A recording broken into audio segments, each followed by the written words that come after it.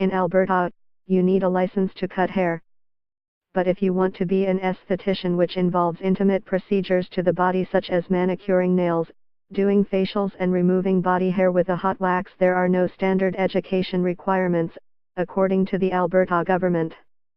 In short, since there is no license requirement, anyone can technically provide those services.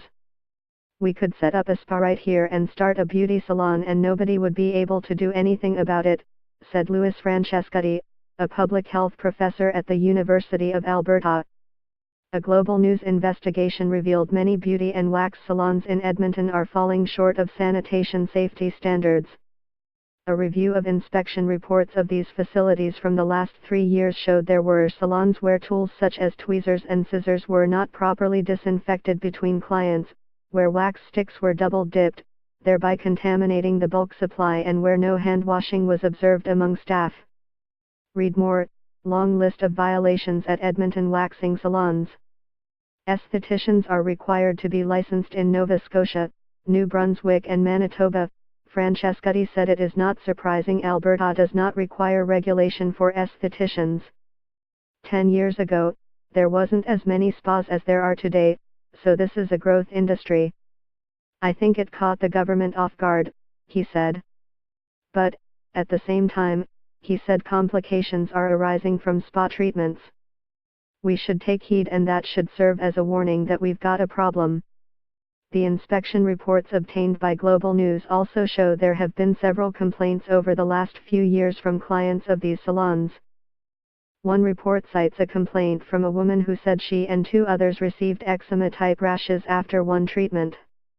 Another report from a different facility states a complainant had her whole face waxed, then an unscented liquid was applied afterward. Her face started to burn once it was applied, but she didn't think much of it until after she left.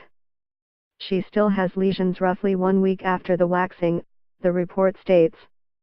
Watch below. A Global News investigation has found some Edmonton salons violate many sanitation safety standards. Julia Wong has more on the risk of body waxing. Carmen Schutz, the operations manager for the Evelyn Charles Academy, said it is a bad thing for the aesthetics industry to not be regulated in Alberta.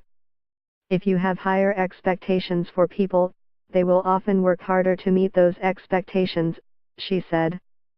If you take note of the tools and instruments estheticians use, they're using lots of things like blades and razors. It's concerning a trade that uses sharp tools that can pierce the skin and can cause bodily harm quite readily is not regulated.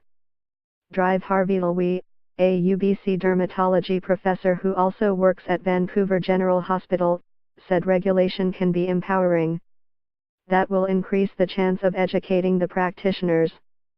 It increases the chance of educating the people who are seeking the service, the customers. If these educational things happen, then that's going to be better for everyone, he said.